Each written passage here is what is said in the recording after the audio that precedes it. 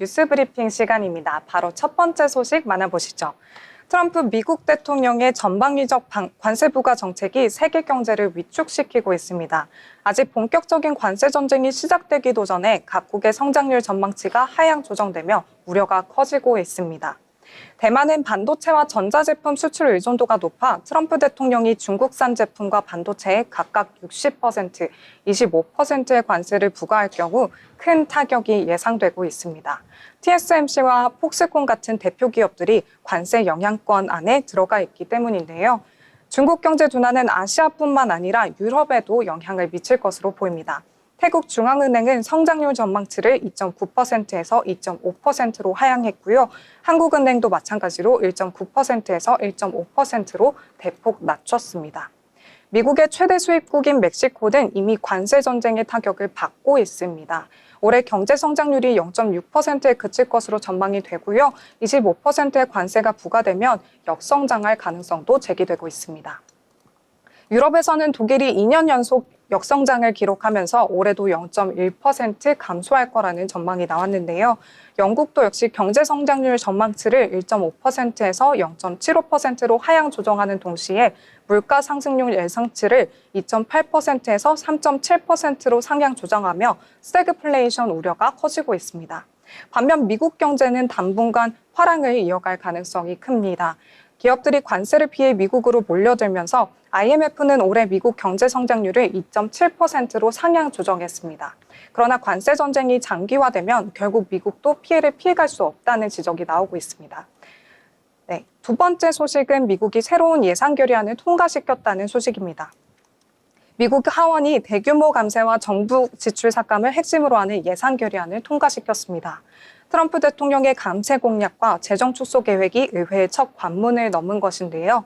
이번 결의안에 따르면 향후 10년간 4조 5천억 달러의 감세와 2조 달러 규모의 정부 지출 삭감 추진이 된다고 합니다. 특히 의료보험 예산을 8,800억 달러 줄이고 교육과 노동 부문에서도 3,300억 달러를 삭감할 계획입니다.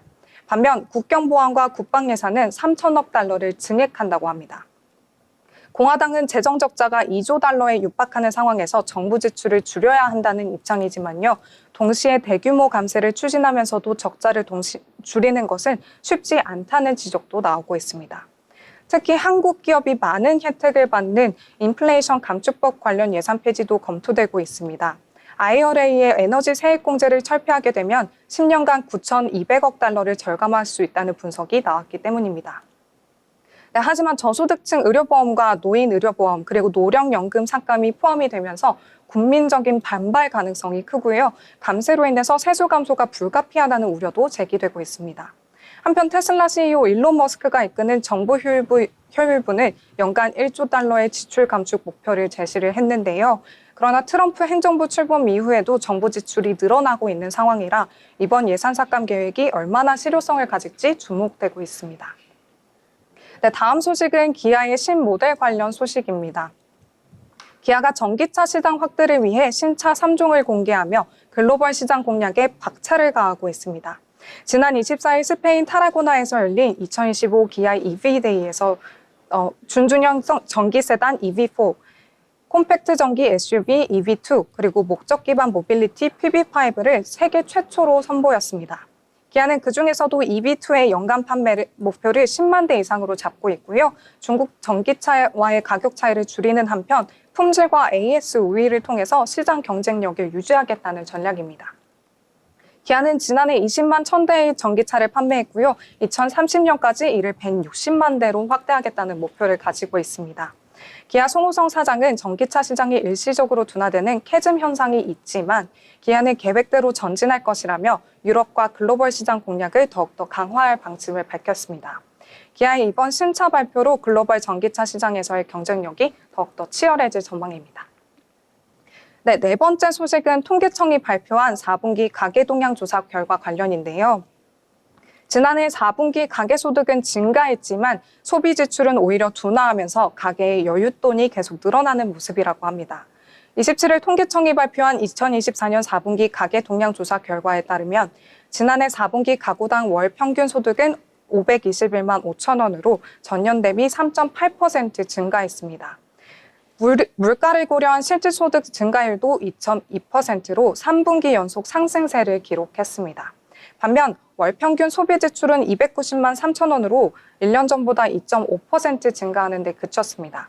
특히 자동차는 29%, 가구와 조명은 21.6%, 휴대폰과 통신장비는 10.7% 하락하는 등 고가 내구재 소비가 크게 줄었고요. 주류와 담배 소비도 감소했습니다.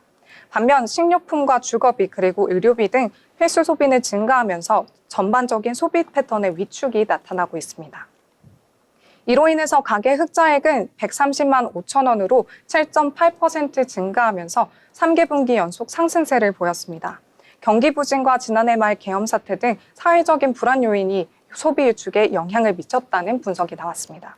전문가들은 향후 경기 회복 여부가 소비 심리 회복의 핵심 요인이 될 거라는 지적을 하고 있습니다. 네, 마지막 소식입니다.